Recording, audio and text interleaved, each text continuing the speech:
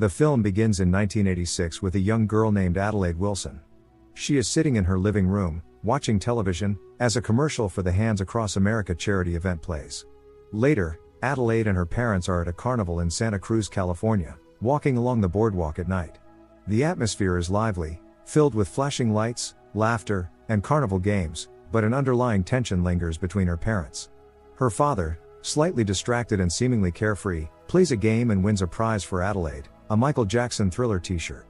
Meanwhile, her mother appears more serious, her gaze fixed elsewhere as if something is bothering her. As the carnival buzzes around them, Adelaide drifts away from her parents, drawn by something unseen. The sounds of the carnival begin to fade as she notices a strange man standing alone. He is holding a cardboard sign that reads Jeremiah 11:11. She then enters a funhouse called Merlin's Forest. Inside, she encounters a hall of mirrors, where her reflections multiply and distort. The scene is disorienting and unsettling, emphasizing themes of duality and identity. As Adelaide walks deeper into the funhouse, she stumbles upon a dark, empty room.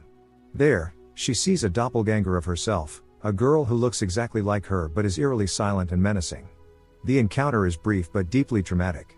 The film then jumps to the present day, where an adult Adelaide is traveling with her family to their summer home in Santa Cruz. Her husband, Gabe, is cheerful and laid back, while their two children, Zora and Jason, were asleep through the ride.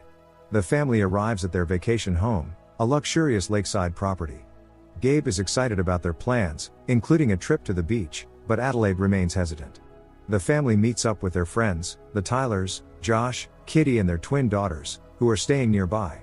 The interactions between the families are casual and humorous, but Adelaide's discomfort lingers. Elsewhere, Jason, feeling a bit restless, decides to go to the restroom at the Santa Cruz beach. He makes his way to the nearby public toilets while his family relaxes under their beach umbrella. After finishing up, he steps outside and notices something unusual in the distance. A mannequin, seemingly out of place, stands alone in the sand. At first, he hesitates, but curiosity gets the better of him, and he approaches it for a closer look. Elsewhere on the beach, Adelaide's unease deepens. The sounds of people laughing and waves crashing do little to ease her growing discomfort. She glances around, scanning the crowd, but something feels wrong. It's only when she looks back at the towels where her family is sitting that she realizes Jason is missing.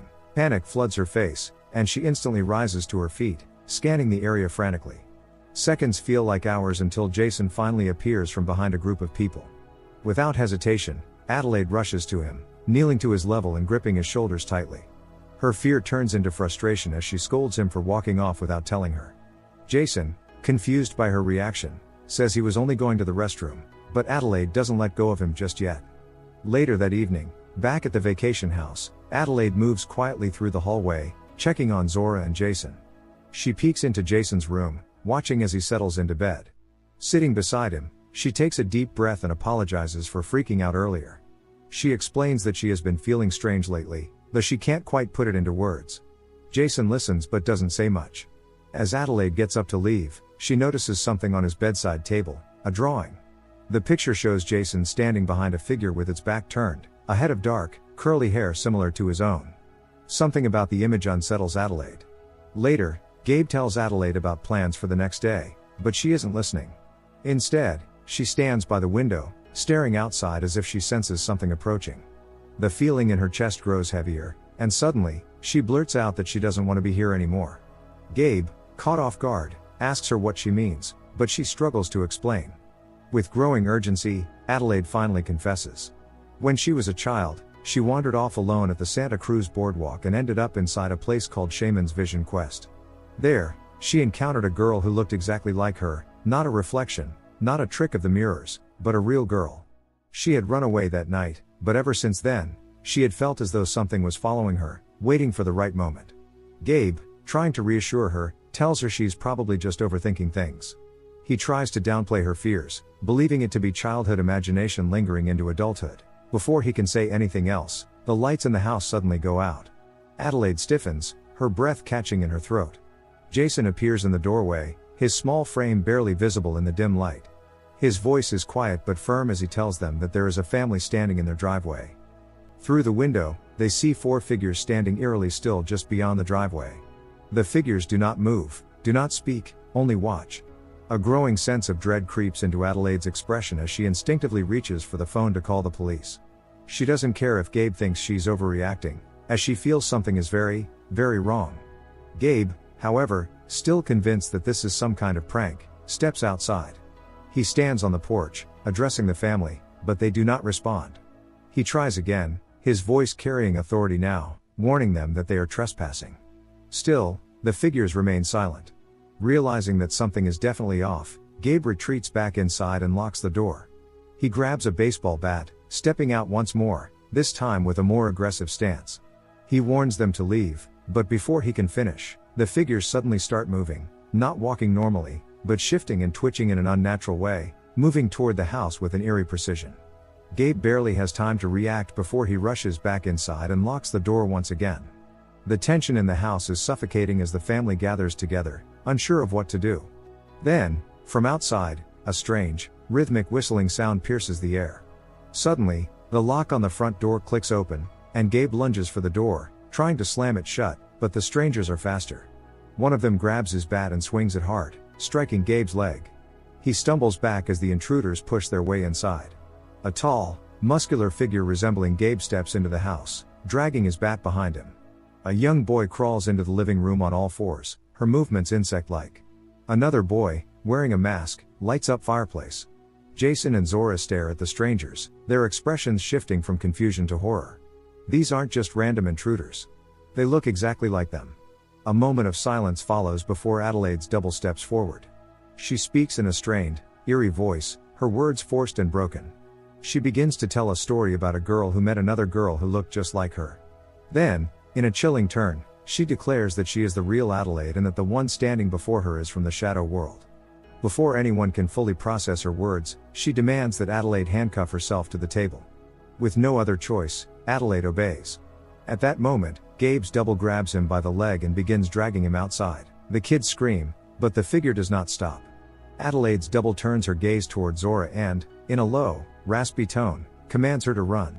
Zora hesitates but soon sprints out the door, her double giving chase. Meanwhile, Jason's double leads him away, leaving Adelaide alone with her own double. Adelaide, her voice barely steady, asks what she wants. The other woman steps forward, reaches for Adelaide's hair, and whispers that she wants to live in the real world now. Before Adelaide can respond, a sharp scream echoes from another part of the house. Adelaide's double abruptly lets go and rushes to find her child. Seizing the moment, Adelaide struggles to free herself, managing to break loose. She searches the house in desperation, eventually finding Jason. Without wasting another second, they flee from the house, running through the darkness. They reach the dock, where Gabe is already waiting for them on their boat. As they climb aboard, they look back toward the house, knowing that whatever just entered their lives is only the beginning of something far worse. Meanwhile, at the Tyler family's vacation home, Dahlia tells Josh that she heard noises outside and pleads with him to go out and check. Josh, reluctant to move, sighs and lazily gets up, walking toward the window. He peeks outside but sees nothing out of the ordinary. Shrugging it off, he reassures Dahlia that it's probably just the wind or an animal. But the uneasy feeling lingers. Suddenly, their twin daughters, Becca and Lindsay, emerge from their rooms, rubbing their eyes and asking about the noise. Just as Josh turns to address them, a horrifying figure emerges, a mirror image of one of the twins. The doppelganger lunges forward and slashes one of the twins. Chaos erupts as more doppelgangers appear, each resembling a member of the Tyler family but moving with a nightmarish precision. The real Tylers don't even have time to fight back as they are ruthlessly overpowered. Later, unaware of the massacre that has taken place, Adelaide and her family arrive at the Tyler house. Suddenly, Josh opens the door, or at least, someone who looks exactly like him. Just as she turns to warn her family, rough hands grab her and yank her into the house. Gabe, realizing what's happening, instinctively draws the attention of Josh's double, leading him away from the kids. Jason and Zora, left alone for a brief moment, hesitate before deciding to step inside the house. Zora grips a metal stick and cautiously moves through the living room. What they see makes their stomachs drop. Their friends, the real Tylers, are lifeless on the floor. The sight is gruesome, confirming their worst fears. Determined to find their mother, Jason and Zora make their way upstairs. Suddenly, one of the twin doppelgangers appears, but Zora reacts quickly, swinging the metal stick with full force and knocking her out cold. She barely has time to breathe before the other twin doppelganger attacks, but Zora is quicker this time. With another powerful swing, she sends the second doppelganger crashing to the ground. Downstairs, Gabe finally makes his way back inside, limping heavily. He finds his family standing amidst the carnage, alive. They gather in the living room, switching on the television. A news broadcast flickers onto the screen, the voice of a distressed reporter filling the room. The attack isn't just happening to them. The entire country is under siege, doppelgangers are appearing everywhere, attacking and killing their real counterparts. Adelaide looks at her family, her mind racing. She makes a decision. They need to get out of America. Without hesitation, they prepare to leave. As they pile into the car, Zora insists on driving. Both of her parents are injured, and she's the most capable at the moment. Suddenly, Zora's doppelganger appears.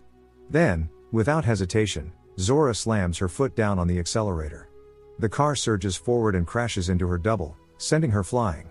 Adelaide quickly takes over the wheel, and they continue driving through the desolate roads until dawn. The early morning light casts eerie shadows as they approach an unexpected obstacle, a burning car, its flames crackling in the middle of the road. Then, Jason's doppelganger appears. Adelaide grips the steering wheel, her jaw tightening. She's going to handle this herself. Stepping out of the car, she moves toward the childlike figure, her footsteps deliberate, but the moment she gets close, she realizes too late, it's a trap. Jason senses it before anyone else. He watches the way his double moves, the way he positions himself. He tells his father and Zora that they need to step out of the car. Then, Jason steps backward. As if pulled by invisible strings, his doppelganger mirrors him, walking backward straight into the fire. The flames consume him, his twisted screams piercing the air as his body is engulfed. As Adelaide looks back toward the car, her momentary relief is shattered. Jason is gone. Panic overtakes her as she frantically looks around, calling out his name. The fear in her voice grows. But then, something shifts inside her, a realization: she knows where her doppelganger is. Without wasting another second, she heads straight to Shaman's vision quest. Stepping inside, she moves deeper into the underground tunnels, her breathing steady but her pulse racing. The hallways are eerily pristine, painted a stark white. Rabbits scurry across the floor, their little paws tapping against the tiles. Then, at the very end of the corridor, she finds her standing in a classroom. Before Adelaide can react, Red lunges. The fight is brutal. Red is quick, but Adelaide is desperate. Blow after blow, they move through the underground space, locked in a deadly battle. Finally, with one swift, precise strike, Adelaide stabs Red. The doppelganger gasps, her body going still. It's over. Moments later, Adelaide finds Jason in a locker room. He's shaken, but alive. As they step outside, they reunite with Gabe and Zora, climbing into a waiting paramedics van. The engine hums as they drive away, leaving America behind and the doppelgangers. Make sure to like and subscribe for more notifications. Until next time. See you soon.